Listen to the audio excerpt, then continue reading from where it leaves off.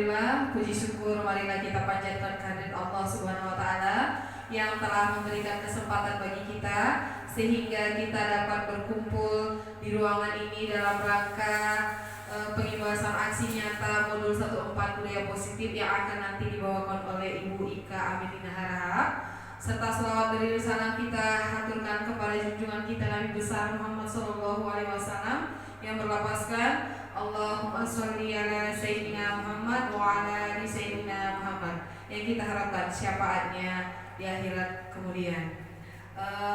Adapun rangkaian acara kita pada hari ini, yang pertama pembukaan oleh protokol oleh saya sendiri, kemudian pembacaan doa diwakili oleh Bapak Ali, kemudian setelah itu pemaparan oleh Ibu Ika Melina, kemudian refleksi, doa penutup dan penutup. Untuk mempersingkat waktu, kita masuk ke acara selanjutnya, yaitu pembacaan doa. Kepada Bapak Ali kami persilakan.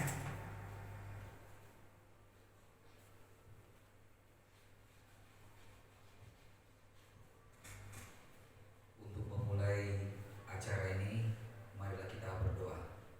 A'udzubillahi minasyaitonirrajim. Bismillahirrahmanirrahim. Rabbis shrahli shodri wa yassir li amri wahlul 'uqdatam min lisani yafqahu qawli. Amin ya rabbal alamin. Amin amin ya rabbal alamin. Terima kasih kami ucapkan kepada Bapak Ali. Semoga doa-doa kita tadi dijawab oleh Allah dan kita mendapatkan manfaat dari pengibasan aksi nyata dari modul 14 budaya positif oleh Ibu Ika ini. Tidak menunggu waktu lama lagi, kita persilakan kepada Ibu Ika Aminina. Waktu dan tempat kami persilakan. Terima kasih Bu Sansi untuk waktunya. Kemudian terima kasih juga kepada Bapak dan Ibu yang telah berkenan hadir dalam kegiatan diseminasi untuk pengibasan aksi nyata modul 14, yaitu tentang budaya positif. Kebetulan Bapak Ibu, saya sedang mengikuti program guru penggerak. Saya berada pada angkatan ke-9 dari Tapanuli Selatan ya. Kemudian untuk instansinya kita sama ya, dari SMA Negeri 20 Sipiro. Pada kegiatan hari ini yang akan saya imbaskan kepada Bapak dan Ibu adalah tentang budaya positif ya. Saya rasa memang kalau kita berbicara tentang budaya positif, ini bukanlah lagi sesuatu yang awam bagi kita semua ya. Karena saya rasa ini sudah kalimat yang paling umum yang sering kita dengar ya. Kita ambil dari kata budaya. Kalau dia kata budaya berarti ini adalah tentang kebiasaan-kebiasaan kita ya, tentang kebiasaan atau tentang segala sesuatu hal yang memang terbiasa kita lakukan. Kemudian dikatakan bahkan dia kalimat positifnya. Artinya ini adalah budaya-budaya atau kebiasaan baik yang memang selalu diterapkan dalam hidup kita ya. Coba kita lihat untuk penjelasannya. Ternyata budaya positif ya berasal dari kebiasaan-kebiasaan positif yang dilakukan secara berkelanjutan, kemudian teratur dan berulang, sehingga hal-hal tersebut tertanam dalam diri kita dan bahkan tanpa kita sadari ini akan kita lakukan setiap harinya. Sebagai contohnya di dalam slide ini saya tuangkan dia. Yang pertama itu adalah budaya positif ketika kita mau makan ya, baik dia yang beragama muslim atau yang non muslim, selalu pasti akan mengawali sebelum makan atau minum pasti akan berdoa ya kan, karena apapun ceritanya yang memang kita harus meminta berkah dari Allah agar supaya apa yang kita lakukan, apa yang kita konsumsi itu menjadi berkah untuk kita. Kemudian selain itu ada lagi dia kebiasaan menyapa teman dengan sopan misalnya. Saya rasa setiap kita bersua dengan orang lain atau di sekolah kita lah sebagai contohnya. Ketika kita bertemu dengan sesamanya, itu pasti akan menyapa dengan sopan. Makanya di sekolah kita itu terkenal dengan kebiasaan 5S-nya ya, senyum, sapa, sopan, dan santun ya. Ini juga kalau kita perhatikan anak-anak didik kita semua selalu seperti itu. Ketika kita lewat atau tidak sengaja kita bersua, pasti akan mengucapkan salam. Dan itu sebenarnya termasuk dalam budaya yang positif. Dan itu memang harus kita biasakan dalam kehidupan kita sehari-hari, ya Bapak Ibu. Kemudian masih banyak sebenarnya contoh yang bisa kita laksanakan ya. Kemudian ada lagi dia budaya positif ini merupakan perwujudan dari nilai-nilai kebajikan atau dikatakan dia dengan keyakinan universal yang harus diterapkan di sekolah kita. Dan alhamdulillah itu semua saya rasa sudah diterapkan dan sudah kita laksanakan bersama. Karena memang betul ya, ketika kita mau kebiasaan baik itu, ingat, kebiasaan baik itu harus dimulai dari diri kita sendiri. Sama seperti tugas kita sebenarnya. Kita bukan menjadi seorang bukan contoh kita, tetapi kita menjadi teladan. Teladan itu yang bagaimana? Teladan itu adalah memang dia menerapkan itu tanpa ada paksaan, bukan karena unsur, karena pujian atau karena hukuman atau yang lainnya, tetapi memang nyata dari dalam diri kita semua seperti itu. Kemudian dalam pendidikan dan pengajaran, budaya positif ini perlu ditanamkan dan dilaksanakan supaya pendidikan mencapai hasil yang maksimal ya. Kalau sebenarnya kita lihat sebelum kurikulum merdeka, saya rasa di sekolah kita juga ini sudah diterapkan, tetapi di dalam kurikulum merdeka ternyata ini dikuatkan lagi dia. Makanya kita buatkan ada program ada proyek P5. Di dalam proyek P5 ini semua dimensi yang harus kita capai itu sudah dituangkan di sana. Dan di slide selanjutnya nanti Bapak Ibu akan saya tunjukkan apa saja dimensi-dimensi yang akan kita capai guna menerapkan budaya positif ini. Kemudian di sini ada beberapa cara menciptakan budaya positif di lingkungan sekolah kita ya. Yang pertama, menciptakan hubungan yang sehat antara warga sekolah, kemudian guru dengan kepala sekolah, guru dengan rekan guru, guru dengan murid, bahkan guru dengan orang tua ataupun wali murid.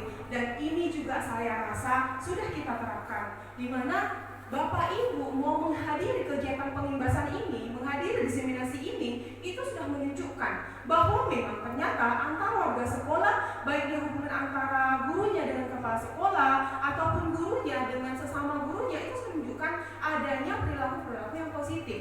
Karena tentunya kalau tidak ini tercipta, otomatis Bapak dan Ibu tidak akan mau menghadiri kegiatan ini. Tapi ternyata kita sudah membina itu, Bapak Ibu. Terima kasih.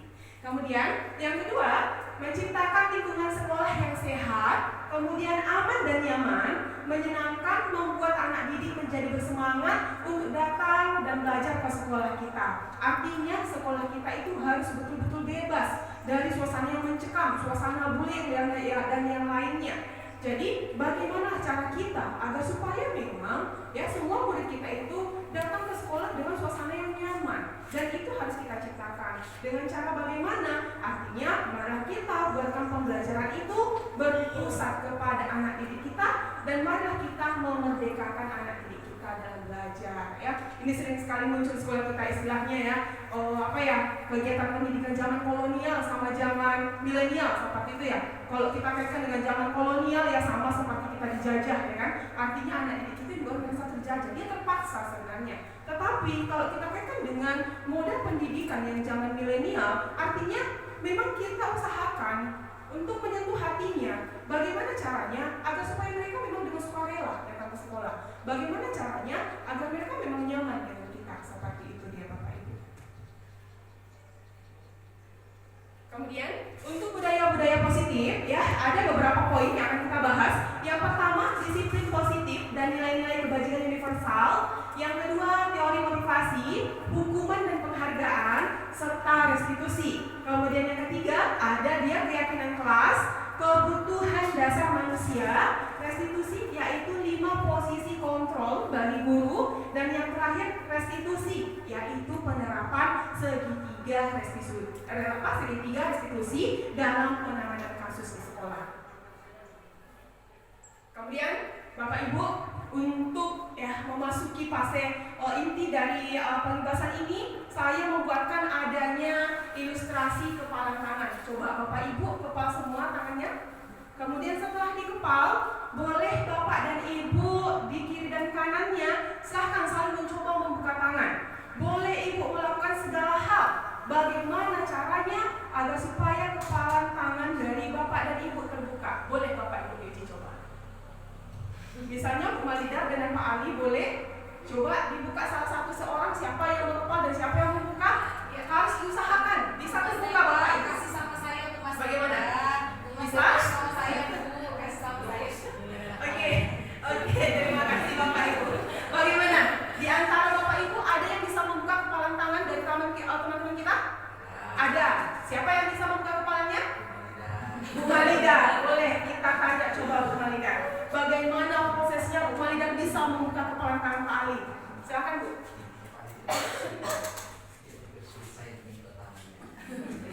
Pak Ali tadi kebetulan tidak kuat kepala tangannya, jadi saya dengan mudah bisa membuka kepala tangan Pak Ali. Oh, iya. Oke, terima kasih Bu Malina dan Pak Ali. Kemudian bagaimana? Bu Hermida dan Bu Susi, siapa tadi yang membuka kepala tangan? Oke, Bu Susi. Tadi pas ilustrasi kepala tangan ternyata tangan Bu Hermida tidak bisa saya buka, menganggap berat sekali sehingga seberapa kuat pun saya berusaha membuka saya tidak bisa membukanya. Oke, terima kasih. Di sini kita disajikan dengan dua fenomena atau dengan dua keadaan. Keadaan yang pertama, Bu Malida dengan mudah bisa membuka kepala tangan Pak Ali. Yang kedua, Bu Hermida mempertahankan apapun ceritanya nggak boleh terbuka, ya kan? Macam kita menggenggam sesuatu yang memang sangat berarti bagi kita, ya. Jadi Bapak Ibu, menurut Bapak Ibu, apa sebenarnya makna dari kegiatan kita kali ini? Ada yang bisa? Oke, boleh? Dari belakang dulu ya. Dari depan tadi sudah, dari belakang? Kayaknya Bu Mas Epa harus maju ke depan dulu.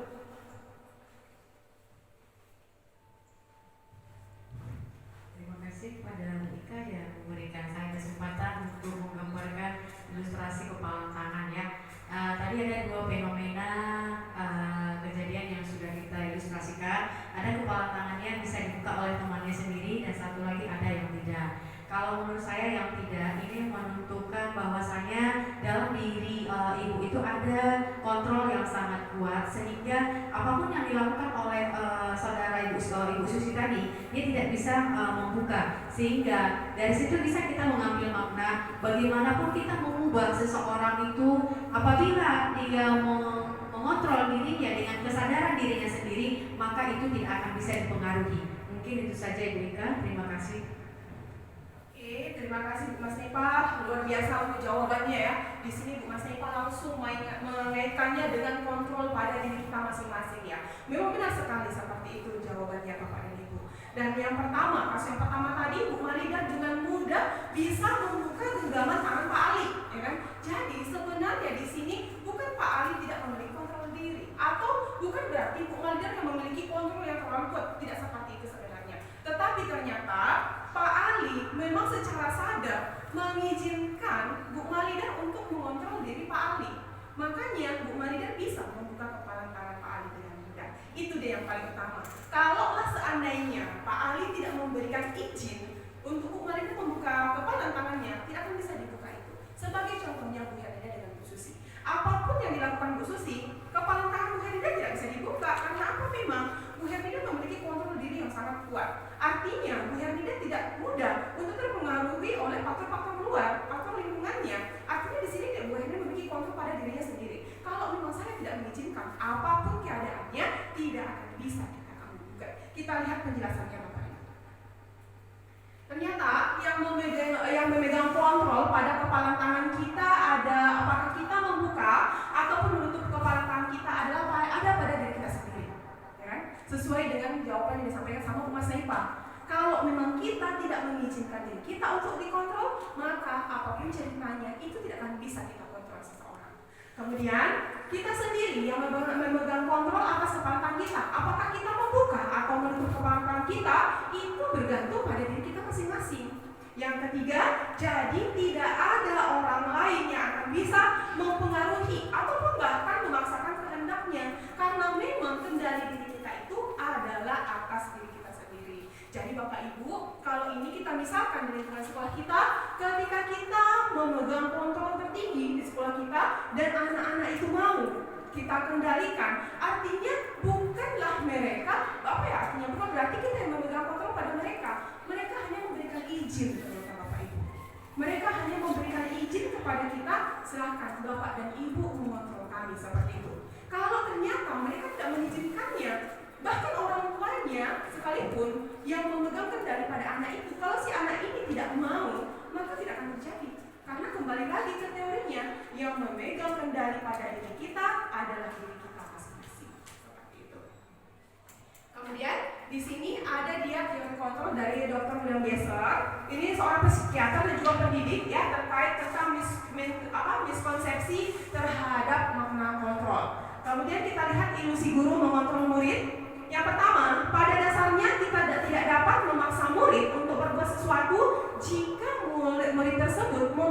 tidak untuk melakukannya. Dan ini saya rasa sudah sering kita jumpai di lingkungan sekolah kita ya. Ketika mereka memang tidak mengizinkan kita mengontrol mereka, kita lakukan dengan cara bujukan atau bahkan hukuman sekalipun, atau justru kita arahkan, mereka tidak mau karena memang dia masih memegang kontrol atas diri sendiri. Seperti itu. Yang kedua, walaupun tampaknya guru sedang mengontrol perilaku murid, hal demikian terjadi karena murid sedang mengizinkan dirinya untuk dikontrol. Ternyata inilah yang harus kita sadari Bapak Ibu, ya kan? Bagaimanapun tegasnya kita, bagaimanapun kita mengarahkan murid itu, kalau ternyata pada dirinya sendiri tidak mengizinkan untuk dikendalikan atau dikontrol, maka tidak bisa kita mengontrol mereka atau mengendalikan mereka. Kemudian, jika kita ingin membuat perubahan, maka ubahlah terlebih dahulu pola pikir kita. Pola pikir yang bagaimana? Ya pola pikir yang harus memegang kendali kuat. Karena bukan seperti itu dia ternyata caranya. Kemudian, terapkan dalam sikap dan perilaku kita. Dan yang terakhir, kemudian secara konsisten dilakukan dalam kehidupan sehari-hari. Artinya, di sini tidak ada lagi kebiasaan kita yang harus sesuai dengan kemauan kita. Kalau kita bilang A, harus A, ternyata tidak seperti itu. Mari Bapak Ibu kita lihat di sini pola pikir ataupun paradigma pada manusia. Yang pertama, kita bahas dulu teori ya Bapak Ibu. Yang pertama ada dia teori stimulus dan juga respon.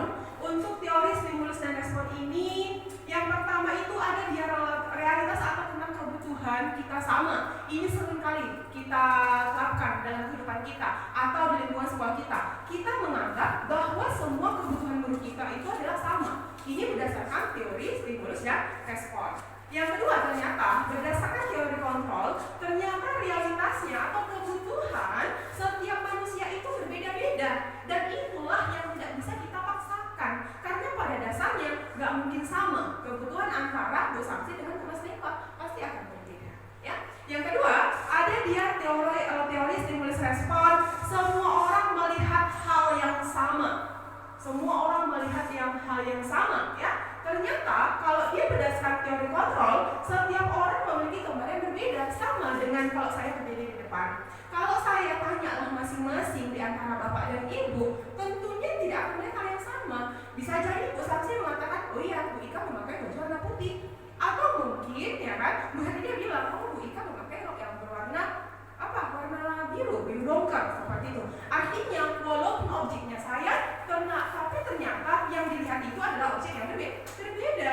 Ada yang melihat bajunya, ada yang melihat roknya, atau justru yang dilihat itu adalah mungkin warna jilbabnya. Makanya tidak bisa kita samakan, karena memang setiap orang itu memiliki gambaran yang berbeda-beda tentang sesuatu hal. Ya.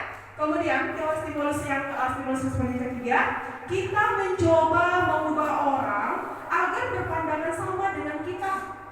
Ini bahaya sekali loh. Ya, masa kita suruh orang mengubah pola pikir atau pandangannya agar sama dengan kita. Sementara di teori kontrol ini kita berusaha memahami pandangan orang lain tentang dunia, ya kan? Tidak salah kalau Pak Ali misalnya mengatakan dunia itu datar. Itu terserah Pak Ali, menurut pandangan Pak Ali. Kemudian datang saya bilang dunia itu bulat. Itu adalah kembali ke posisi masing-masing. Dan inilah yang akan kita cari solusi bersama, bagaimana caranya nanti agar didapatkan suatu teori yang paling tepat, ya Bapak Ibu. Artinya kita jangan lagi berusaha untuk mengubah cara pandang kita agar sama dengan orang lain. Karena pada dasarnya ya kan kita yang harus berusaha untuk memahami bagaimana cara pandang seseorang itu terhadap sesuatu hal. Kemudian teori yang keempat, teori stimulus responnya, perilaku buruk dilihat sebagai suatu kesalahan. Ini juga fatal sekali, ya kan? Ini bisa kita lihat dari kebiasaan kita di kelas atau di sekolah ya. Ketika kita melihat seorang murid itu melakukan suatu kesalahan, itu sudah sangat fatal bagi hati kita. Atau kita contohkan langsung, ketika murid kita datang terlambat ke sekolah, bagaimana menurut Bapak Ibu? Saya mau berinteraksi dulu. Menurut Bu Herlina bagaimana? Kalau ada siswa yang selalu datang terlambat ke sekolah,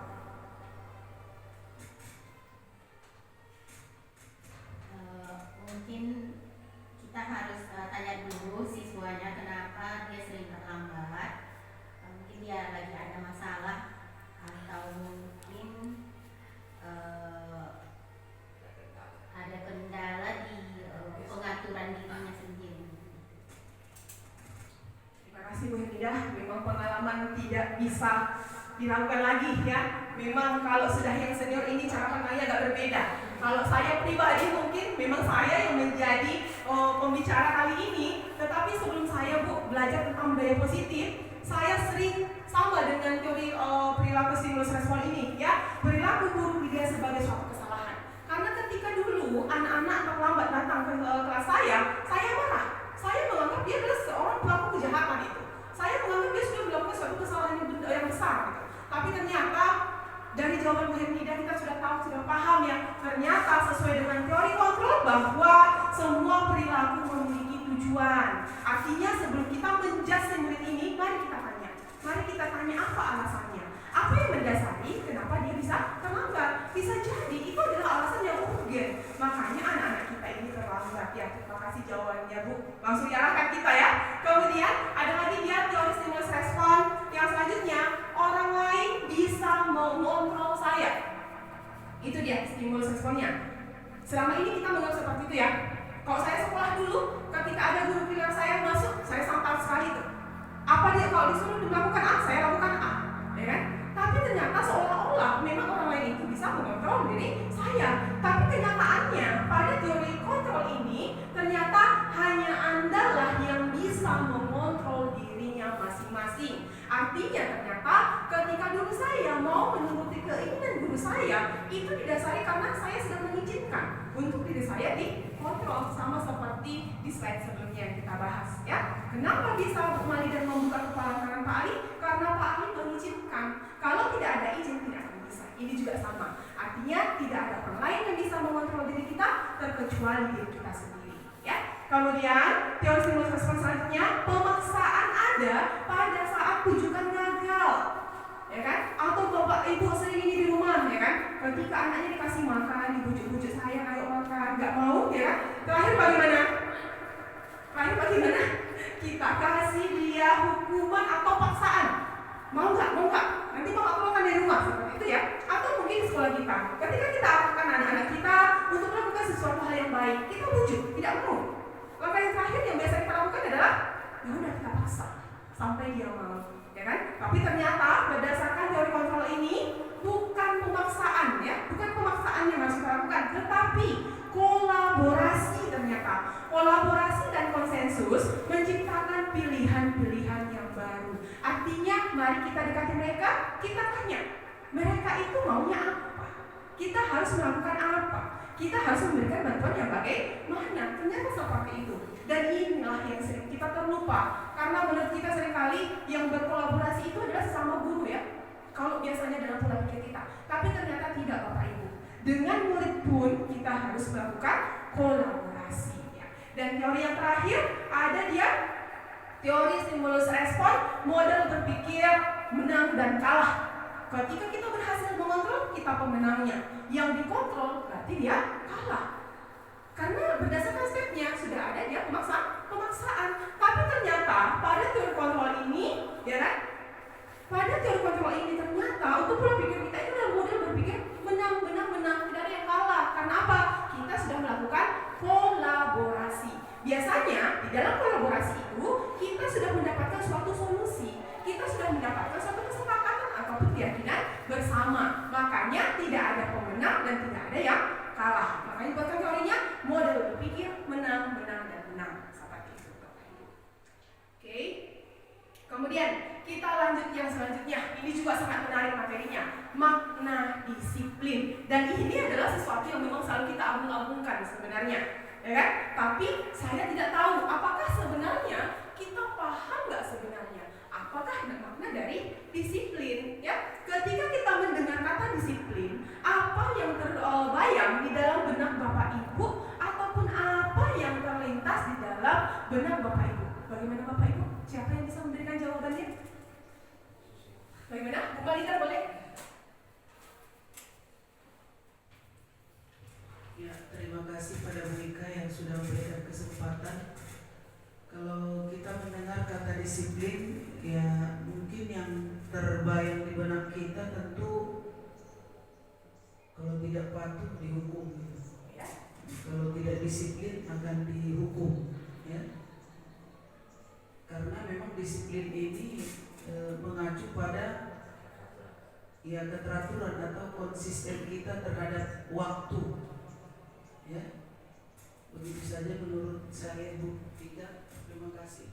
Ya, terima kasih Bu Malida. Benar sekali ya, karena memang disiplin ini sering sekali kita ibaratkan seperti suatu peraturan, dan ketika peraturan ini dilanggar maka sebagai ganjaran adalah hukuman. Tapi coba kita lihat Bapak Ibu, apa sebenarnya makna dari disiplin itu. Ternyata ya, kebanyakan orang-orang akan menghubungkan kata disiplin dengan tata tertib, sama dengan persepsi kita tadi, bahwa disiplin itu pasti akan langsung ada di benak kita. Itu adalah tata tertib, itu adalah peraturan ya. Kemudian kepatuhan dan juga kepatuhan pada peraturan ya. Kemudian kata disiplin juga sering dihubungkan dengan hukuman, sama seperti yang dijelaskan Bu Malida tadi. Ketika sesuatu dilanggar maka ganjarannya adalah hukuman ya. Kemudian padahal itu sungguhnya berbeda ternyata, karena belajar tentang disiplin positif tidak harus dengan memberikan hukuman. Justru itu adalah salah satu alternatif terakhir, dan kalau perlu jangan pernah digunakan, ya kan? Kemudian disiplin sebagai bentuk kontrol diri itu yaitu belajar untuk mengontrol diri agar dapat mencapai suatu tujuan yang mulia. Ya. Kemudian tujuan mulia di sini mengacu pada nilai-nilai atau prinsip-prinsip mulia yang dianut oleh seseorang. Kita namakanlah nilai-nilai ini dengan kebajikan universal. Makanya Bapak Ibu, kalau kita ke kelas-kelas di ruang kelas sekarang itu sudah ada dia keyakinan kelas. Karena sebenarnya di dalam keyakinan kelas itu sudah terkandung dia disiplin. Salah satu poinnya adalah hadir tepat waktu. Bagaimana Bapak Ibu? Lebih cocok mana kita gunakan? Hadir tepat waktu atau tidak terlambat? Iya, hadir tepat waktu. Inilah dia disiplin positif yang kita maksud. Artinya bagaimana? Sama seperti yang sudah kita bicarakan dari tadi. Ketika seorang itu melakukan satu kesalahan, jangan langsung kita jangan langsung kita judge bahwa anak ini adalah pelaku salah. Tidak seperti itu. Kita cari alasan-alasan yang mendasar. Kemudian mari kita sentuh hatinya agar supaya mereka memang melakukan kebajikan universal ini secara istilahnya memang dari hatinya, bukan karena dari paksaan kita. Makanya kembali lagi ke teori awal tadi, segala sesuatu harus dimulai dari diri sendiri. Ketika murid kita melihat kita memang orang-orang yang disiplin, maka murid kita juga akan mencontoh itu. Tapi bagaimana kita mengagungkan disiplin ini sementara diri kita sendiri tidak melakukannya? Makanya diterapkanlah dia kebajikan universal atau budaya-budaya positif dan juga disiplin positif.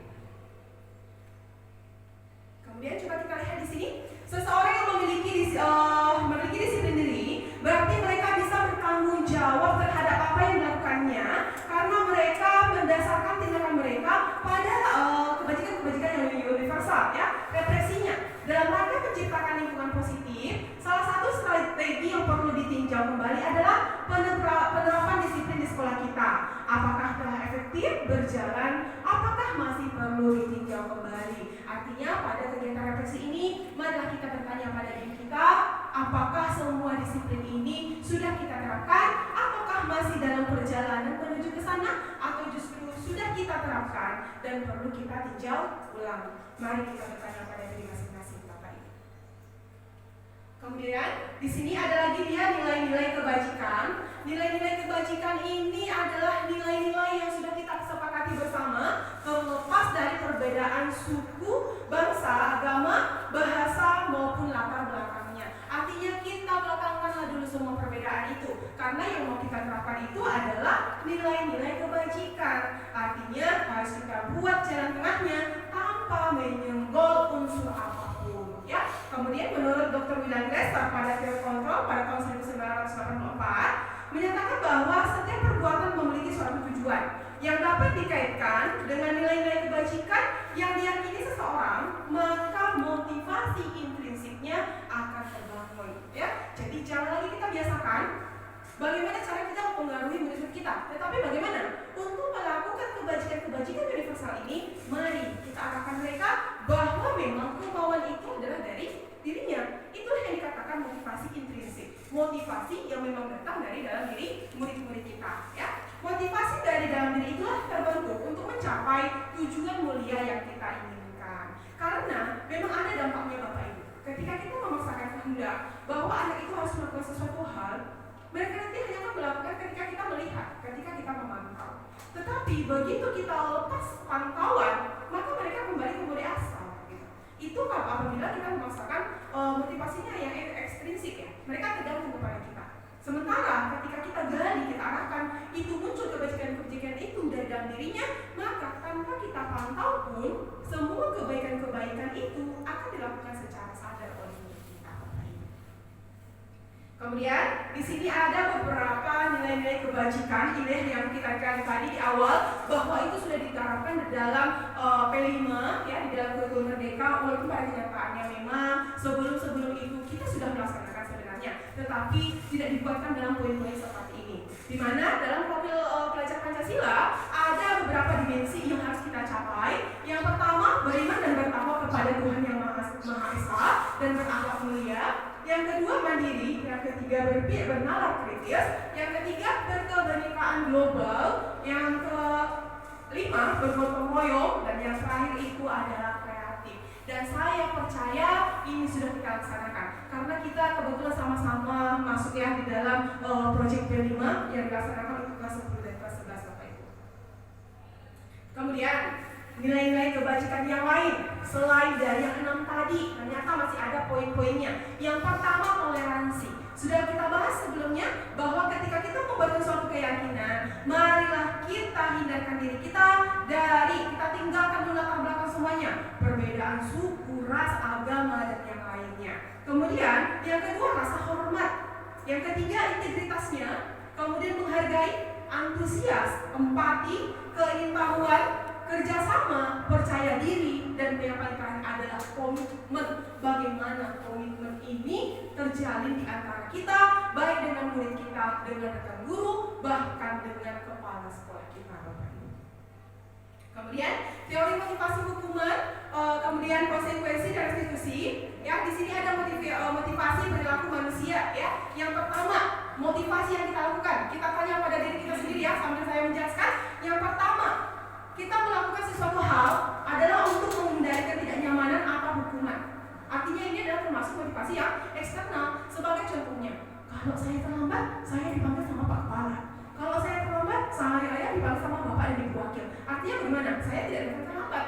Tetapi motivasi saya motivasi yang bagaimana? Saya hadir tepat waktu untuk menghindari ketidaknyamanan ataupun hukuman. Demikian juga dengan murid kita. Kenapa mereka hadir tepat waktu? Bisa jadi motivasinya adalah untuk menghindari ketidaknyamanan dan juga hukuman. Yang kedua, ada lagi dia motivasi untuk mendapatkan imbalan atau penghargaan dari orang lain. Sebagai salah satu contohnya Pak Ali, ya kan? Saya hadir tepat waktu, saya pengen dipuji sama Pak Ali, ya kan? Saya pengenlah sesekali Pak Ali rajinnya Ibu Ika ini, kata Pak Ali. Itu sudah termasuk motivasi pada diri kita, dan itu sah-sah saja karena memang itu adalah dalam bentuk motivasi yang ekstrinsik sebenarnya. Apa murid kita puji di kelas ketika dia bisa menjawab soal, apa yang kita lakukan? Luar biasa ya nak, ternyata kamu bisa memecahkan soal ini. Padahal soal ini adalah termasuk kategori yang sulit. Menurut Bapak Ibu, itu bermakna tidak? Bermakna, karena memang itu adalah motivasi yang ekstrinsik. Dan yang terakhir, ya, ada motivasi yaitu untuk menghargai dirinya sendiri dengan nilai-nilai yang kita percaya. Di antara ketiganya inilah yang paling utama. Karena ternyata ya motivasi itu adalah dari dirinya sendiri, ya kan? Ini adalah motivasi yang membuat seseorang memiliki disiplin positif. Karena motivasi berperilakunya adalah yang motivasi internal. Artinya, ketika kita hadir tepat waktu, ketika kita melaksanakan tugas, itu bukanlah semata-mata karena hal apapun, baik hukuman ataupun pujian. Tetapi memang kita sadari, ya ini memang tugas saya. Kalau saya terlambat, kasihan anak didik saya. Berarti itu sudah termasuk ke dalam, ya sudah termasuk ke dalam motivasi intrinsik. Memang kita yang memotivasi diri kita agar supaya kita melakukan kebajikan-kebajikan yang universal, agar kita membudayakan budaya-budaya yang positif. Ya, baik Bapak Ibu sudah mulai bosan ya ini, sudah mulai bosan saya sudah berbicara panjang kali lebar ya. Pak Ali juga mungkin kan udah capek tadi ya Pak untuk mengajar murid kita ya, untuk mendidik murid-murid kita. Bolehlah kita sejenak ya Bapak Ibu, boleh kita sejenak melakukan refleksi atau melakukan ice breaking untuk ya menggali semangat kita lagi ya. Oke Bapak Ibu, di sini saya sudah buatkan ada ice breaking arah Samsam ya. Jadi bolehlah Bapak Ibu kita berdiri bersama, kita rilekskan badan kita sejenak ya. Oke. Ikuti ya Bapak Ibu ya.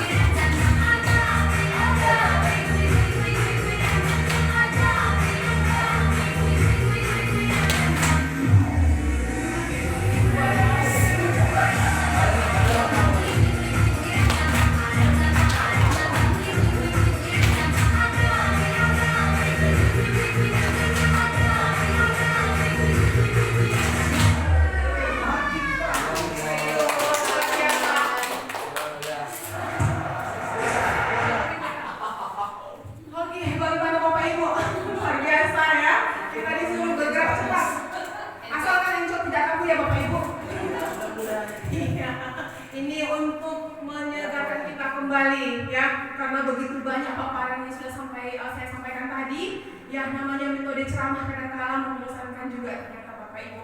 Mudah-mudahan setelah kita melakukan ice breaking ini kembali segar ya untuk mendengarkan pemaparan dari saya.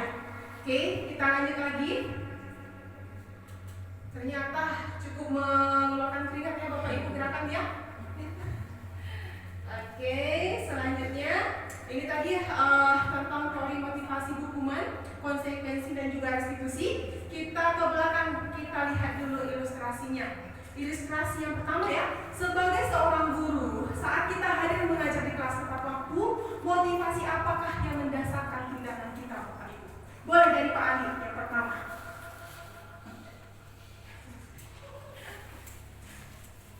Kayaknya harus berdiri, agak berdiri Pak Ali.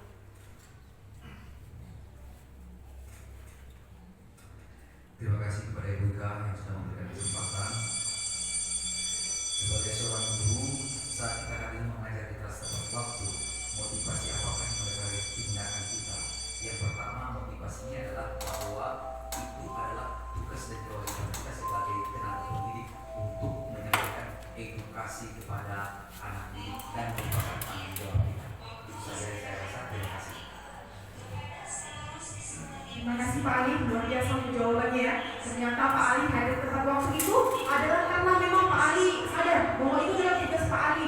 Artinya Pak Ali ini sudah sudah mendapatkan motivasi intrinsik yang memang sudah melakukan itu berdasarkan panggilan hatinya. Boleh Bu Susi menambahkan bagaimana menurut Bu Susi? Untuk saya sendiri, ketika saya hadir di sekolah tepat waktu, saya sama juga ya Bu. Saya datang ke sekolah bukan karena untuk bisa dipuji oleh seseorang, tapi karena ya saya tahu tanggung jawab saya sebagai guru. Salah satunya adalah dengan hadir tepat waktu mengajar di kelas. Oke, terima kasih Bu Susi. Sungguh luar biasa ternyata rekan-rekan guru dari SMA Plus, karena ternyata ketika hadir di sekolah tepat waktu mereka sudah menyadari, kita semua sudah menyadari bahwa itu adalah memang tugas kita, memang kewajiban kita. Artinya kita sudah melakukan motivasi intrinsik pada diri kita masing-masing Bapak Ibu. Ya, jadi coba kita lihat di sini untuk ilustrasinya. Apakah kita datang tepat waktu karena tidak ingin ditegur oleh atasan, atau kemudian mendapat suatu peringatan? Ya, ini adalah untuk menghindari ketidaknyamanan apapun hukuman. Yang kedua, apakah kita datang tepat waktu karena ingin mendapatkan pujian dari atasan, atau justru kita ingin mendapatkan penghargaan dan pujian dari orang lain? Dan yang terakhir, atau apakah kita datang tepat waktu karena kita percaya nilai-nilai kebajikan, Bapak Ibu? Kita ingin menjadi orang yang menghargai waktu dan juga menghargai diri sendiri. Jadi seperti itulah Bapak Ibu, kan kita hilangkanlah motivasi dua yang di atas, karena itu sebenarnya adalah motivasi yang negatif itu, walaupun dia termasuk dalam kategori motivasi ekstrinsik, karena itu tidak akan bertahan lama. Sebagai contohnya, ketika kita mau menghindari hukuman, maka yang kita lakukan kalau tidak ada atasan ya kita akan terlambat, karena memang motivasi kita hanya untuk menghindari hukuman. Yang kedua, kita ingin pujian. Kalau suatu saat kita sudah melakukan suatu kebaikan, kita sudah ada tepat waktu, mungkin Bapak Kepala lupa memuji kita, atau mungkin Bapak Ibu Wakil lupa memuji kita. Apa yang terjadi? Besok males lah, nggak jadi puji. Seperti itu pasti Bapak Ibu. Tetapi ketika motivasi kita itu adalah kita memang sadar, kita menghargai waktu kita menghargai diri kita, ya. Kalau itu akan bertahan lama, karena kita tidak membutuhkan yang lain. Kita tidak peduli tentang hukuman, kita tidak peduli tentang pujian orang lain. Dan inilah yang harus kita budayakan, Bapak Ibu. Dan semoga kita bisa mempertahankan kebiasaan-kebiasaan baik ini, Bapak Ibu. Kemudian kita lihat lagi dia perbedaan antara hukuman serta konsekuensi dan sanksi, ya. Ternyata hukuman dan konsekuensi itu adalah sesuatu yang berbeda. Yang pertama, coba kita lihat. Yang pertama itu ilustrasinya adalah lari mengelilingi lapangan basket 2 kali karena terlambat hadir di sekolah. Menurut Bapak Ibu, ini hukuman atau konsekuensi? Siapa yang bisa? Ya, benar sekali. Itu adalah termasuk jenis hukuman. Boleh kita kunci dulu, ya. Yang kedua, membersihkan coretan yang dibuatnya di meja tulis. Hukuman atau konsekuensi, Bapak Ibu? Iya, konsekuensi. Kita kunci konsekuensi nomor 2. Yang ketiga, murid diminta untuk push up 15 kali karena tidak menggunakan masker ke sekolah. Bagaimana, Bapak Ibu? Hukuman, ya. Oke, kita kunci hukuman. Kemudian yang selanjutnya ilustrasi yang keempat, menggantikan kertas tugas teman yang telah dicoret-coret. Konsekuensi. Kita kunci konsekuensi. Terus berjemur di lapangan basket pukul 12 siang karena mengobrol dengan teman. Hukuman. Kita kunci hukuman. Yang terakhir, murid diminta bertelanjang kaki sepanjang hari karena tidak menggunakan sepatu warna hitam sesuai dengan peraturan sekolah. Hukuman. Oke, kita kunci, ya. Oke, kita lihat Bapak Ibu mana jawaban yang benar. Oke, ternyata yang pertama itu adalah hukuman. Benar sekali jawaban Bapak Ibu, ya. Membersihkan coretan itu konsekuensi. Murid diminta pusat itu hukuman. Kemudian menggantikan kertas itu konsekuensi. Berjemur di lapangan hukuman. Murid diminta bertelanjang kaki juga hukuman. Nilai 100 Bapak Ibu. Luar biasa pemahaman Bapak Ibu, ya. Sebelum kita jelaskan sudah paham, ya. Artinya sebelum dicanangkan sudah berjalan gitu, ya. Luar biasa memang guru-guru SMA Plus, ya. Kemudian kita lihat perbedaan antara hukuman, konsekuensi ataupun sanksi, Bapak Ibu, ya. Karena tadi Bapak Ibu sudah bisa menebak, saya yakin dan percaya Bapak dan Ibu sudah tahu perbedaannya. Yang pertama, hukuman. Hukuman yang diberikan bisa berupa fisik maupun psikis, dan biasanya dampaknya inilah murid merasa tersakiti. Ternyata bukan masalah hati saja, ya. Badannya pun kita hukum, ternyata murid akan merasa tersakiti. Terganggu dia psikisnya. Yang kedua, sementara kalau dia sanksi atau konsekuensi, ini bersifat didikan. Kita mendidik mereka atas kesalahan yang dilakukan. Sama seperti yang tadi, dia mencoret-coret buku kawannya. Kita kasih konsekuensi, silahkan kamu ganti. Artinya kita sudah mengajarkan murid kita untuk bertanggung jawab. Coba kalau bukan kita suruh ganti, tetapi kita hukum dengan berdiri misalnya, maka anak ini tidak akan paham apa makna dari tanggung jawab, ya. Tetapi dengan adanya konsekuensi ini kita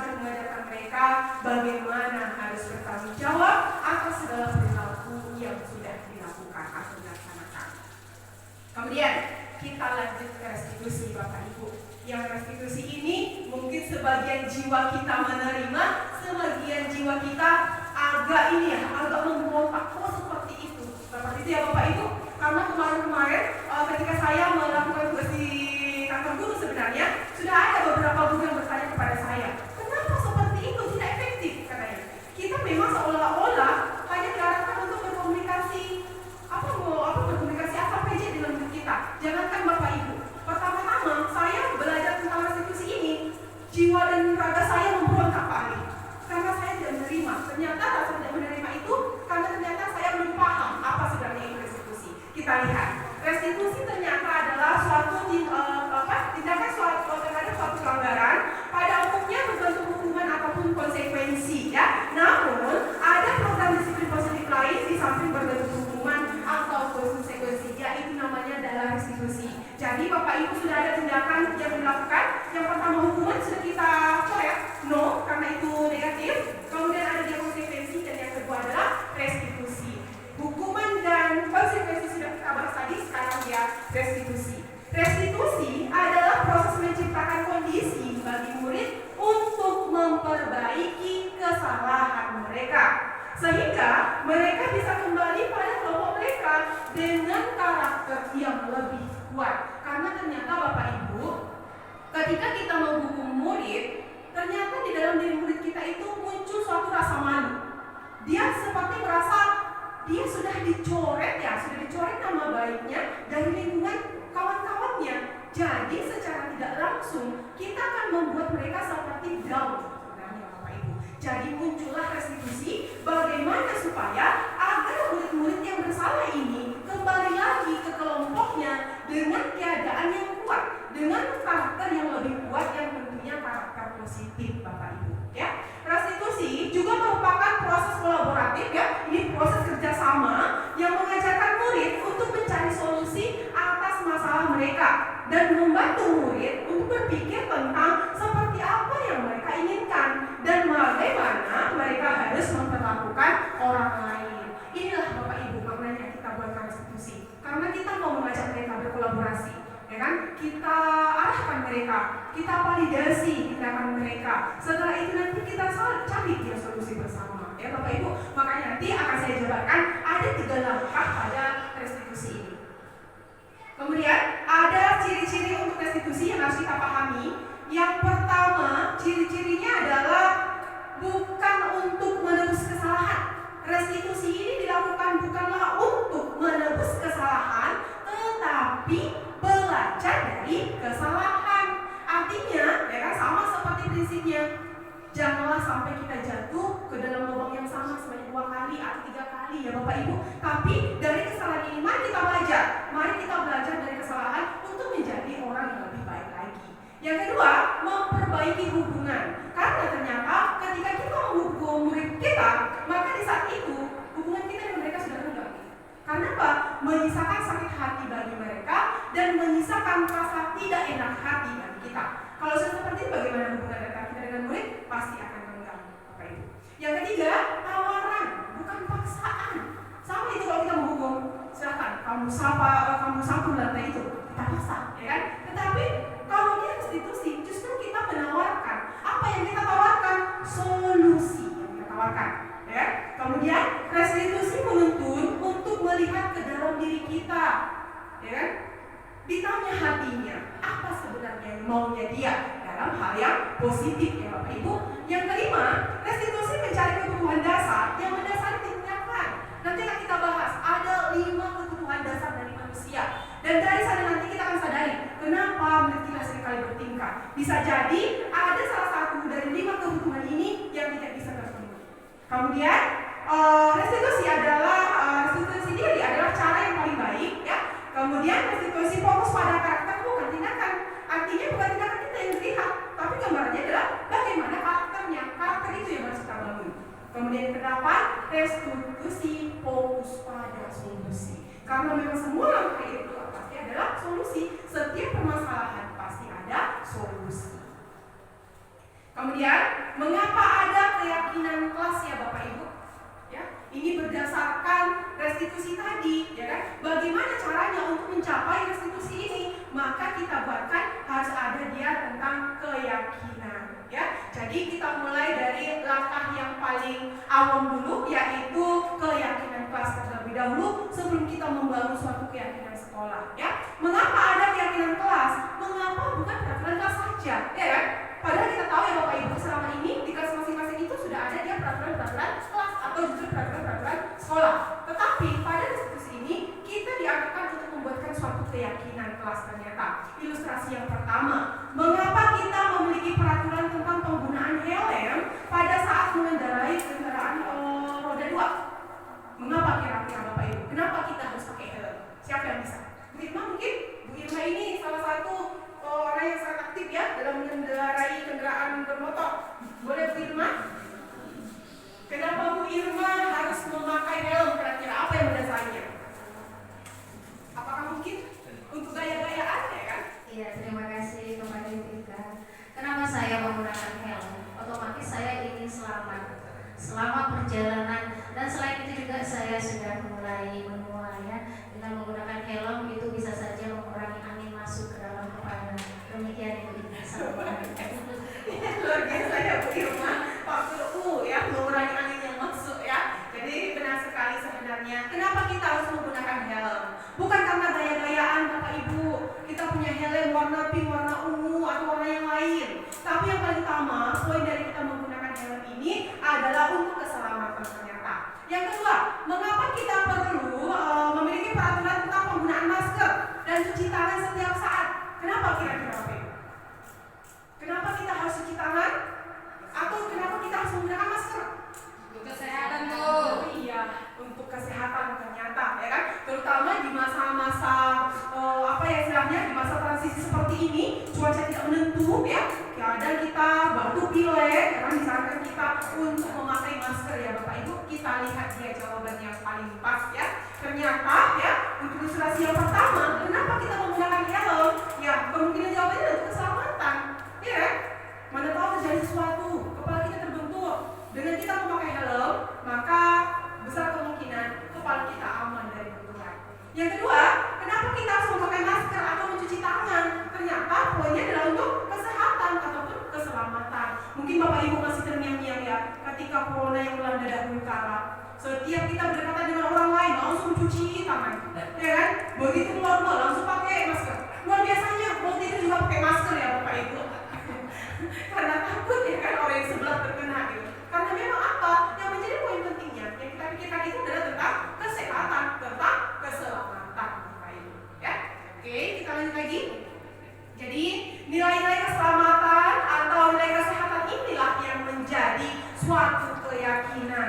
Bukan berarti yang memalidah rukun iman kita bertambah, tidak. Walaupun ini judulnya adalah keyakinan, bukan berarti rukun iman bertambah, tidak. Itu berbeda konteksnya. Ini adalah keyakinan yang kita setujui dan harus kita lakukan bersama-sama tanpa adanya paksaan. Ya. Nilai-nilai kebajikan menekankan pada keyakinan seseorang dan akan lebih termotivasi dari dalam diri. Seseorang akan lebih tergerak dan bersemangat untuk menjalankan keyakinannya daripada hanya sekedar mengikuti serangkaian peraturan tertulis tanpa makna. Makanya Bapak Ibu wali kelas terutama, kalau kita menggunakan keyakinan kelas, mari kita lakukan apa istilahnya? Kita ajak anak-anak itu untuk menyampaikan pendapatnya. Mana keyakinan yang mereka mau yakini, mana yang mau mereka sepakati. Karena kalau semuanya datang dari kita, itulah bukan keyakinan, tetapi apa Bapak Ibu? Peraturan. Dan yakinlah ketika ada peraturan ini sama seperti yang saya bilang tadi, ketika tidak ada yang mengawasi, tidak ada yang memantau, itu tidak akan dilakukan. Berbeda dengan keyakinan, karena keyakinan itu pasti timbul dari dalam diri ternyata Bapak Ibu. Ya, murid-murid pun demikian. Mereka perlu mendengarkan dan memahami arti sesungguhnya tentang peraturan-peraturan yang diberikan. Apa nilai-nilai kebajikan di balik peraturan tersebut dan apa tujuan utamanya? Sama ketika ada peraturan dilarang pertama sekolah, dia nggak paham kenapa dilarang. Ya udah, ya kan? Karena dia masih prinsipnya peraturan itu dilanggar, ya dia melanggarnya. Tetapi dengan adanya perkembangan keyakinan kelas, ya kita buatkan hadir tepat waktu. Kita jabarkan kenapa kamu harus hadir tepat waktu. Poin yang pertama berarti apa sih poin pertamanya? Termasuk nggak dia menghargai dirinya sendiri? menghargai waktu. Termasuk itulah nilai kebajikannya. Kita sampaikan dengan kamu hadir tepat waktu, nak, kamu berarti sudah melakukan keyakinan atau kebajikan universal. Kamu menghargai waktumu, kamu sudah menghargai dirimu sendiri, seperti itu Bapak Ibu. Jadi menjadi kemudian yang lainnya dia menjadi tidak tertarik ya, karena dia itu takut sehingga hanya sekedar mengikuti serangkaian peraturan-peraturan yang mengatur mereka tanpa memahami tujuan mulianya. Sama seperti yang tadi, karena kebiasaan tidak terlambat ke sekolah, ya kan? Ditambah embel-embel kebiasaan kalau terlambat disuruh lari-lari lapangan. Jadi dia tidak terlambat karena apa? Takut dia, karena nanti saya disuruh lari gitu. Sementara dia tidak tahu makna kenapa tidak terlambat. Tapi dengan adanya keyakinan kelas, kita sudah menjabarkan tentang kebajikannya. Poinnya, hadir tepat waktu, nilai kebajikannya, hargai waktumu, hargai dirimu. Kalau dibaca seperti itu, bagaimana Bapak Ibu? Tersentuh gak hati anak-anak kita? Ya kan, sesuai dengan lagu kesukaan Pak Ali, sentuhlah dia tepat di hatinya. Gitu ya Pak Ali, ini juga sama dengan anak kita. Kita sentuh hatinya, kita berikan pemahaman apakah dia sebenarnya kebajikan universal itu. Mudah-mudahan kita bisa terapkan ya Bapak Ibu. Kemudian, jadi apa itu keyakinan kelas? Di sini jelaskan, keyakinan kelas itu bukanlah menambah hukum iman, tetapi ya kan, sesuatu yang sudah disepakati bersama warga kelas untuk diyakini, dilaksanakan dari motivasi ataupun dorongan dari dalam diri sendiri mengenai sesuatu hal yang diyakini untuk dilakukan secara bersama-sama dan diterapkan secara bersama-sama. Ya kan Bapak Ibu, saya sudah buatkan program itu kemarin. Jadi setelah mereka membuatkan keyakinan kelas, kita akan mereka tanda tangani bersama. Apa fungsinya tanda tangan? Ya kan, bukan lagi jumpa pensil Bapak Ibu pakai tanda tangan, bukan. Tetapi dari tanda tangan itu sudah mencerminkan bahwa semua keyakinan kelas yang sudah kita keluarkan di kelas itu mereka sepakati, mereka setujui Bapak Ibu.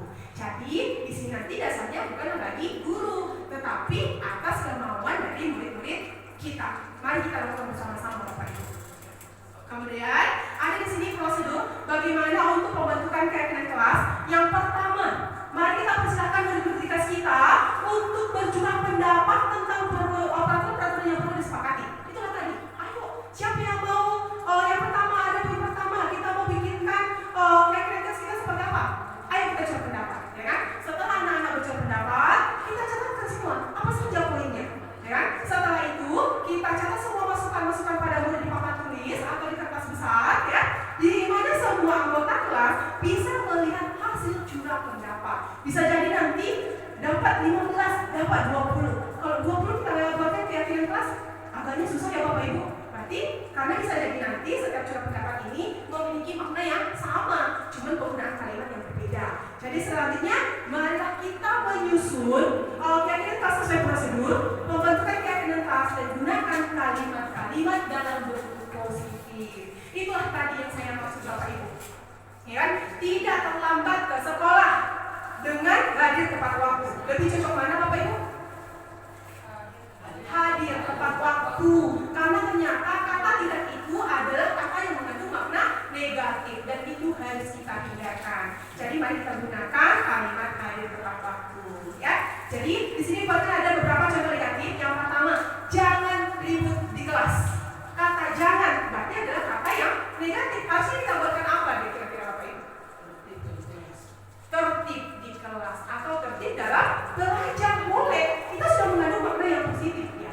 Kemudian kalimat positifnya menjaga ketenangan atau kenyamanan di kelas kita, ya. Setelah keyakinan kelas dibuat atau selesai dibuat, maka semua warga kelas dipersilakan meninjau ulang kembali. Kita tinjau ulang dulu. Misalnya dari curah pendapat tadi dapatkan 15 poin, kemudian setelah itu kita sepakati menjadi hanya beberapa poin. Dapat misalnya dia 7 poin, kita tinjau ulang. Kira-kira sudah cocok atau tidak, ya. Kemudian kalau ternyata setelah kita tinjau ulang sudah cocok, langkah terakhir keyakinan kelas selanjutnya bisa dilekatkan di dinding kelas, ditempatkan di tempat yang mudah dilihat oleh semua warga kelas. Seperti itu ya Bapak Ibu. Dan saya yakin percaya Bapak Ibu sudah membuatkan tata cara seperti ini ketika menetapkan keyakinan di kelas masing-masing ya Bapak Ibu. Ini di ya beberapa contoh poin-poin dari keyakinan kelas. Yang pertama, selalu menjaga kebersihan kelas dan halaman sekolah. Yang kedua, saling menghargai dan menghormati. Yang ketiga, selalu bekerja sama, saling membantu dan juga bergotong royong, mengambil keputusan dengan musyawarah, meningkatkan disiplin, membudayakan membaca, dan yang terakhir, semangat belajar. Bagaimana Bapak Ibu? Cocok kira-kira kita bersama ini? Ya, cocok ya, karena sudah mengandung kalimat-kalimat yang positif Bapak Ibu. Ya, oke, selesai kita untuk keyakinan kelas. Karena tadi sebelumnya saya sudah mengungkit ada 5 kebutuhan dasar manusia, dan kadang-kala karena tidak terpenuhi, inilah yang mengakibatkan murid kita kadang-kala berulah ternyata Bapak Ibu. Coba kita lihat. Di sini ada dia kebutuhan dasar manusia, 5 kebutuhan dasar. Yang pertama ada tanda love di sana. Tanda love itu berarti dia menunjukkan tanda cinta. Ya, tanda cinta. Ternyata semua manusia itu sedekat-dekatnya dia, ya kan? Sedekat-dekatnya dia, ternyata dia membutuhkan cinta dan juga kasih sayang Bapak Ibu. Kemudian ada tanda bintang, power. Power berarti kekuasaan. Ya kan? Kemudian ada lagi yang di tengah, survival, survive. Berarti untuk bertahan hidup. Kemudian ada lagi dia fun, berarti kesenangan ternyata. Yang terakhir freedom, tanda kupu-kupu, berarti ini menunjukkan tentang kebebasan. Ya, kadang-kadang dia nggak mau dikekang, dia mau bebas berekspresi, tentunya dalam hal yang positif. Coba kita lihat kebutuhan dasarnya. Yang pertama ada dia kebutuhan dasar untuk bertahan hidup. Ini kebutuhan bertahan hidup atau survive adalah kebutuhan yang bersifat fisiologis untuk bertahan hidup, misalnya dari segi kesehatannya, dari rumah dan juga makanan. Kalau dia kebutuhan biologisnya sebagai bagian dari proses reproduksi, termasuk kebutuhan untuk tetap bertahan hidup, tentunya bagi orang dewasa ya Bapak Ibu. Terus komponen fisiologis pada kebutuhan ini meliputi kebutuhan akan perasaan aman.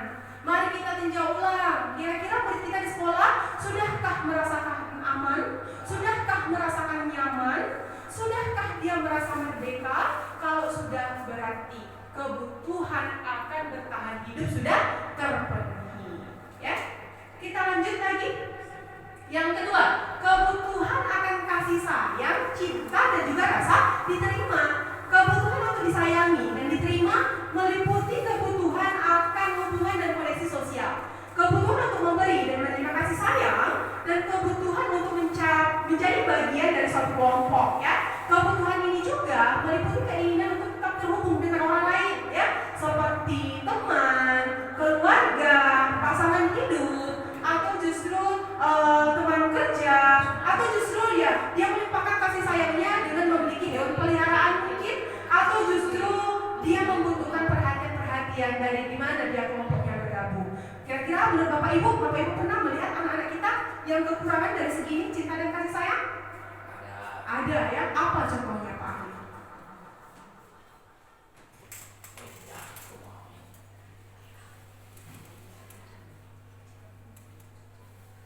Contohnya, kadang ada anak kita itu diam saja termenung, tidak tahu alasan, tapi setelah ditanya, ternyata dia butuh perhatian yang lebih. Ya mungkin saya rasa dia semacam ada beban. Makanya hadirnya seorang guru dengan memahami anak seperti itu, boleh kita memberikan perhatian dan kasih sayang pada anak itu. Seperti itu. Terima kasih. Terima kasih Pak Ali, luar biasa jawabannya. Berarti saya rasa Pak Ali ini termasuk guru yang memiliki kedekatan dengan murid, ya, kedekatan dalam arti yang positif tentunya, ya. Jadi memang kalau kita perhatikan murid-murid kita, seringkali mereka seperti tidak peduli, seperti abai. Tetapi begitu kita dekati, mereka mau terbuka, dan itu bisa mencerminkan bahwa memang poin yang kurang dari dalam diri mereka adalah poin akan kurangnya kasih sayang ternyata. Makanya mereka mungkin bisa saja suka mencari-cari perhatian dari kita, karena memang ternyata apa yang dibutuhkannya ini adalah kasih sayang, cinta dan juga rasa perhatian ternyata Bapak Ibu. Semoga kita bisa memberikan kasih sayang berlimpah untuk murid-murid kita ya Bapak Ibu. Kemudian kebutuhan selanjutnya, kebutuhan akan penguasaan atau kebutuhan atas pengakuan dirinya. Sebagai contohnya Bapak Ibu, ketika murid kita bisa menjawab soal dengan ibu memuji luar biasa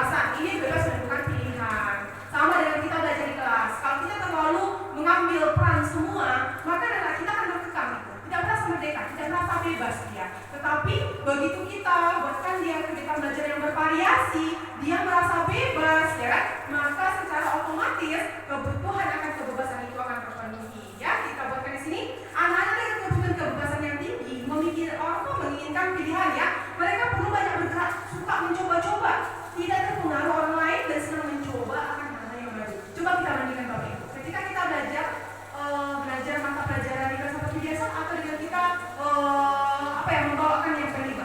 Lebih semangat yang mana kira-kira? Tentunya lebih semangat ya P5 karena di sana mereka mendapatkan kebebasan.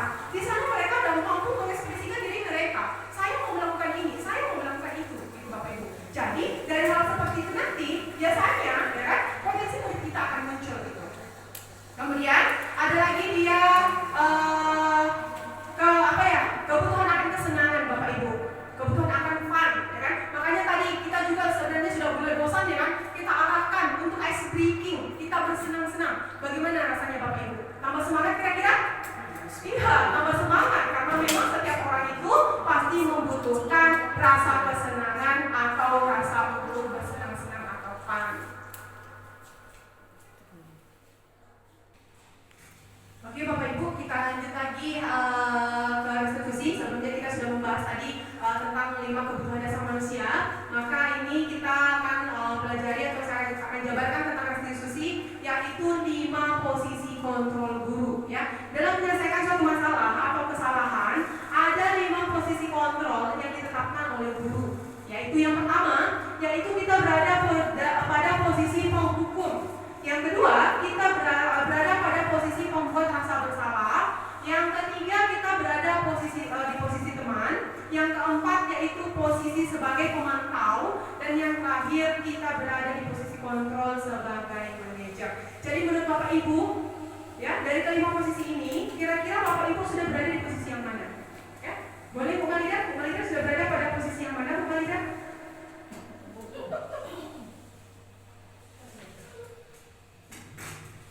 Yes.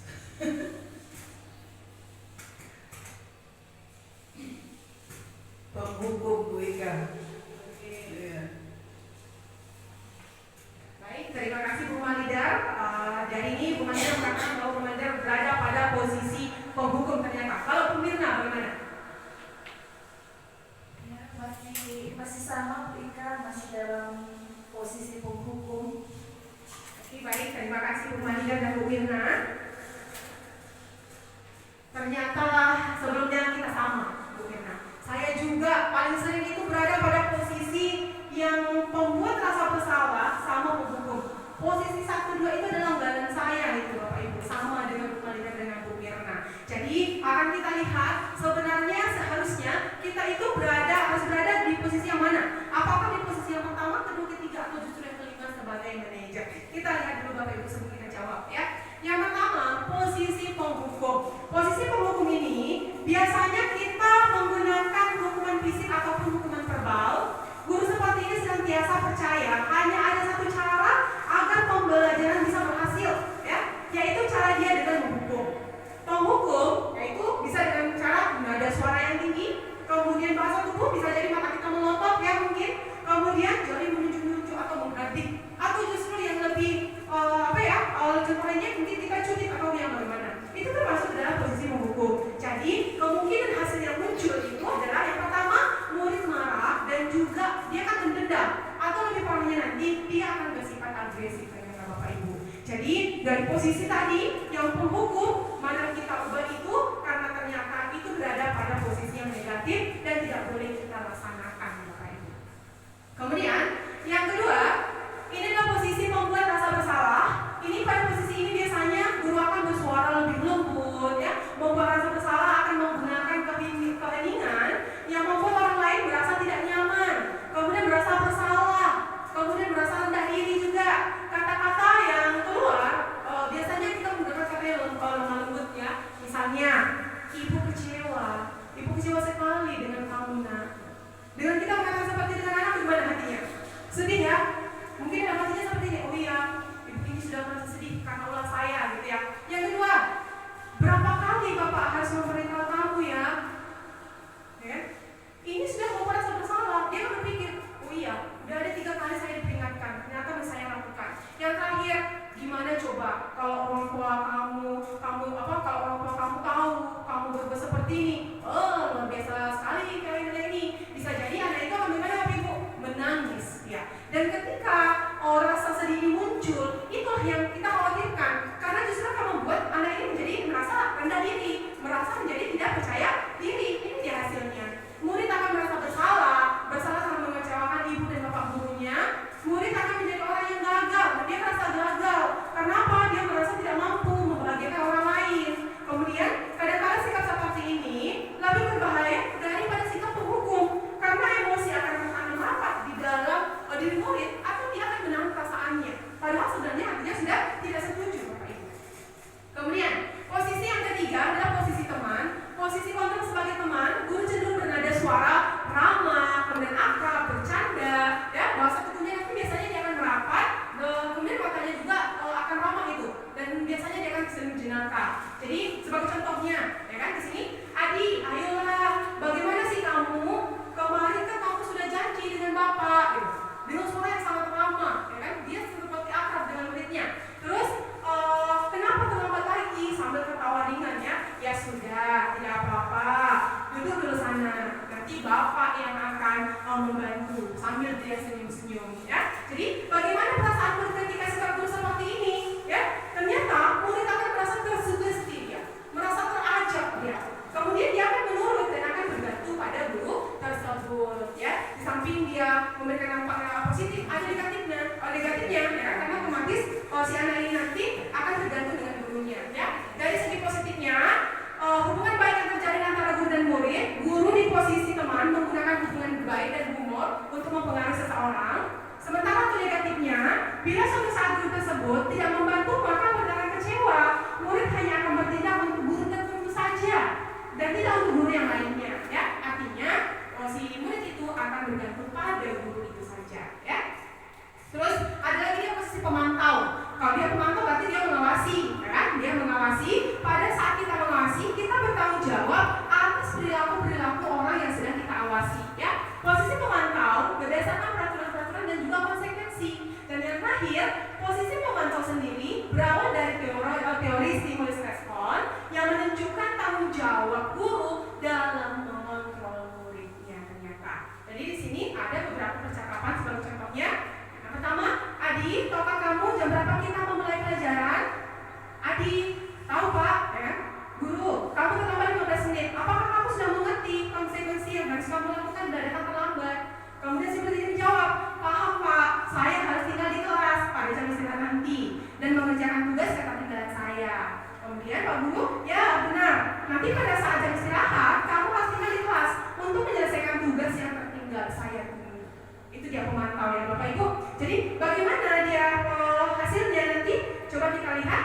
Murid memahami konsekuensi yang harus dijalankan karena telah melanggar salah satu peraturan sekolah. Guru tidak menunjukkan suatu emosi yang berlebihan, menjadi marah atau membuat merasa berbuat salah ya. Kemudian ketiga, murid tetap dibuat tidak nyaman. Kenapa? Dia harus tinggal di kelas pada jam waktu istirahat untuk mengerjakan tugas Bapak Ibu. Dan yang terakhir, guru tetap harus memantau murid pada saat mengerjakan tugas di jam istirahat karena murid tidak bisa ditinggal seorang diri. Artinya guru juga mengalami dampak negatifnya yang harus beristirahat menjadi tidak beristirahat karena harus melaksanakan tugas memantau. Dan yang paling terakhir, posisi yang paling kita tunggu-tunggu yaitu posisi manajer. Pada posisi ini, di mana guru berbuat sesuatu bersama dengan murid, ya, dia mempersilakan murid mempertanggungjawabkan perilakunya, ya. Mendukung murid agar dapat menemukan solusi atas permasalahan sendiri. Artinya di sini kita sebagai fasilitator. Kalau murid kita ada masalah, mari kita berkolaborasi untuk mencari suatu solusi. Ya. Di posisi manajer, murid diajak untuk menganalisis kebutuhan dirinya ternyata, maupun kebutuhan orang lain. Di sini penekanan bukan pada kemampuan membuat konsekuensinya, namun dapat berkolaborasi dengan murid bagaimana memperbaiki kesalahannya. Dan inilah Bapak Ibu posisi yang harus kita lakukan. Kita sebagai fasilitatornya, kita harus kita harus mendukung si murid untuk mendapatkan suatu solusi. Kita berkolaborasi dengan mereka. Artinya kita tidak langsung menjas, tapi bagaimana kita cari solusi bersama atas masalah yang yang sedang dilakukan. Setelah berjumpa dengan solusi, baru kita kembalikan ke dia. Dia yang membuat mengembangkan solusi dan juga membuat konsekuensi untuk dirinya sendiri, Bapak Ibu. Jadi mulai dari hari ini, marilah kita geser posisi kita yang di posisi 1 tadi, penghukum menjadi posisi yang kelima, yaitu posisi manajer. Ya, jadi ingat Bapak Ibu, posisi manajer bukan untuk mengatur perilaku seseorang, tetapi membimbing murid untuk mengatur dirinya sendiri. Posisi manajer bukan memisahkan murid dari kelompoknya, tapi mengembalikan murid tersebut ke kelompoknya dengan karakter yang lebih baik dan kuat. Ya, posisi manajer inilah murid dapat menjadi pribadi yang mandiri, merdeka, serta bertanggung jawab atas segala perilaku dan sikapnya, yang pada akhirnya nanti dapat menciptakan posisi nyaman dan aman. Di posisi manajer inilah barulah si restitusi ini bisa kita jalankan, Bapak Ibu. Kemudian, ya, yang terakhir ada dia segitiga restitusi. Pada segitiga restitusi ini ada 3 tahapan dalam menyelesaikan masalah. Yang pertama, kita harus menstabilkan identitasnya. Ketika kita menstabilkan identitasnya, apa yang harus kita lakukan? Yang pertama, menyatakan bahwa tindakan tersebut adalah salah. Dari kesalahan, kita menyatakan bahwa anak tersebut salah, tetapi kita juga menguatkan mereka bahwa setiap orang itu pasti pernah melakukan salah dan kesalahan itu wajar. Tetapi dan kesalahan itu wajar karena memang kesalahan itu adalah sebagian dari proses hidup kita. Tetapi bukan berarti kita membenarkan tindakan mereka. Contoh kalimat yang bisa kita gunakan ketika menstabilkan identitas, yang pertama, berbuat salah itu adalah hal yang manusiawi. Itu kalimat yang bisa. Yang kedua, tidak ada yang manusia yang sempurna, semuanya bisa berbuat salah. Yang ketiga, saya juga pernah melakukan kesalahan seperti itu, ya. Kemudian kita bisa menyelesaikan ini, ya.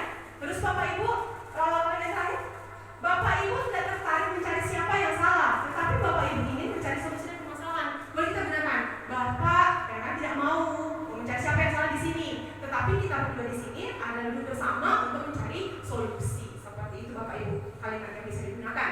Kemudian tingkat yang kedua yaitu validasi tindakan yang salah, ya. Kita tanyakan apa dan mengapa kesalahan itu diperbuat supaya tidak diulang kembali. Sebagai contohnya, yang pertama, kamu pasti punya alasan mengapa melakukan ini. Kalimat yang kedua, kamu patut bangga pada dirimu sendiri karena kamu telah melindungi sesuatu yang penting buatmu. Yang ketiga, kamu boleh pertahankan sikap itu, tapi kamu harus menambahkan sikap yang baru. Ini bisa kita gunakan Bapak Ibu untuk validasi tindakan yang salah. Yang ketiga, menanyakan keyakinan. Ini menanyakan perubahan dan perbedaan ke depan. Kapan bisa dilaksanakan atau kapan perubahan atau perbaikan ini dapat dilakukan? Contoh kalimatnya, apa yang kita percaya sebagai keyakinan keras? Atau bahkan menanyakan, menurut kamu kira-kira sudah sesuai nggak tingkah laku ini dengan keyakinan keras yang sudah kita sepakati? Kita arahkan mereka untuk mengingat kembali. Kemudian, apakah nilai-nilai yang sudah kita sepakati sudah kamu langgar atau sudah kamu capai gitu? Kemudian, boleh juga Bapak arahkan, Bapak Ibu arahkan seperti ini. Apa bayangan kita tentang kelas yang ideal? Dan yang terakhir, kamu mau menjadi orang seperti apa nantinya? Ya, seperti itu dia contoh kalimatnya Bapak Ibu, ya. Kemudian, sebagai contohnya, saya sudah buatkan di sini ada video tentang penerapan segitiga restitusi, ya Bapak Ibu. Ketika si anak ini melakukan suatu kesalahan. Mari kita tonton bersama Bapak Ibu.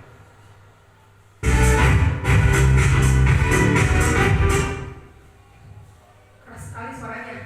Sebentar ya Bapak Ibu, kita pelankan dulu.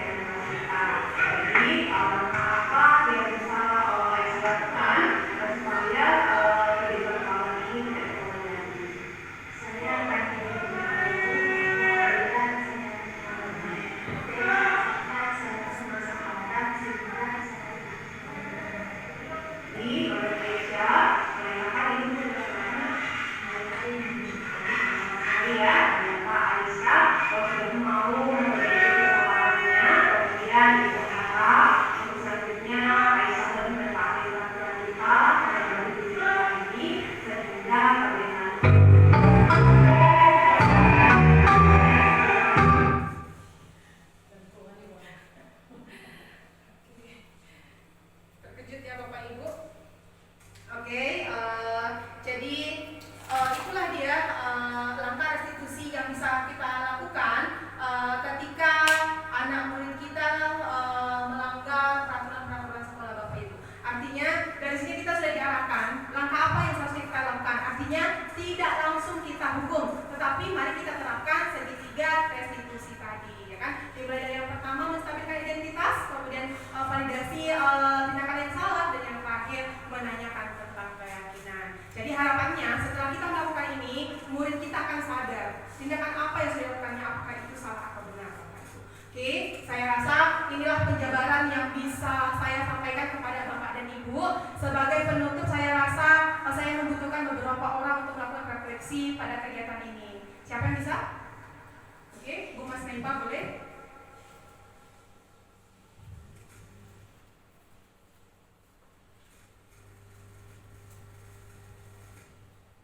Terima kasih kepada Bu Ika yang sudah memberikan kesempatan ya. Saya sendiri merasa sangat berterima kasih atas pemaparan Ibu Ika ini, yang mana budaya positif yang sudah dipaparkan oleh Ibu Ika itu sangat jelas, dan semoga nanti kita bisa menerapkannya di sekolah kita. Dari beberapa topik budaya positif yang dijelaskan, antara lain di situ ada budaya positif, kemudian keyakinan kelas, kemudian ada paradigma, kemudian tadi ada lagi dia kebutuhan dasar manusia, kemudian ada restitusi posisi kontrol ya. Restitusi posisi kontrol yang selayaknya kita terapkan dalam proses pembelajaran kita. Semoga nanti kita bisa meningkatkan posisi kita yang dari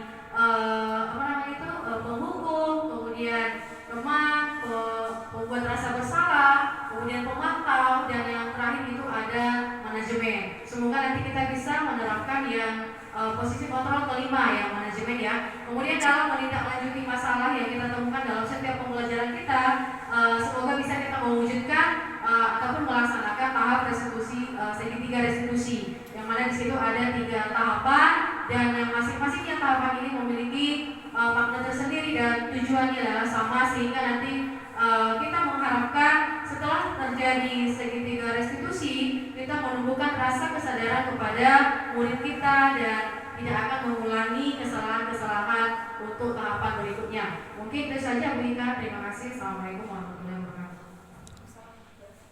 Terima kasih Bu Mas Nipah telah menyampaikan refleksinya. Sebagai akhir kata dari saya, Bapak Ibu, terima kasih telah mengikuti kegiatan pengibasan saya atau diseminasi dari saya. Semoga bisa kita terapkan di lingkungan sekolah kita. Dan sebagai penutup, Bu Samsi sebagai moderator juga, saya berharap memberikan refleksi dan juga kesimpulan dari kegiatan kita hari ini. Terima kasih.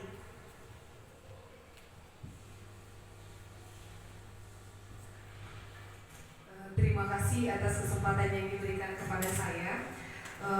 Adapun refleksi dari kegiatan diseminasi yang telah Ibu Ika paparkan sangat luar biasa sekali, Ibu. Jadi kami memiliki pengetahuan yang terbarukan, yang awalnya kami tidak mengetahui apa yang namanya posisi kontrol.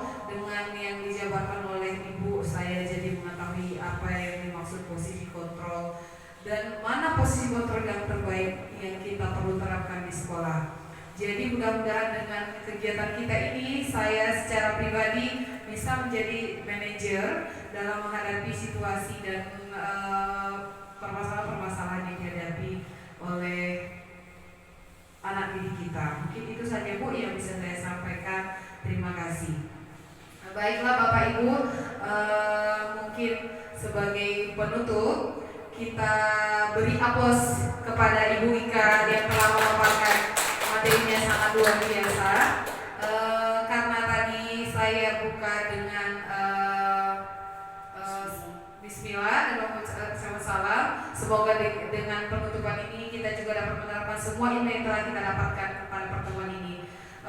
Kepada Allah saya mohon maaf pun, kepada Allah kita semua saya mohon maaf. Mewakili Ibu Ika saya sudahi. Wabillahi taufiq wal hidayah. Assalamualaikum warahmatullahi wabarakatuh.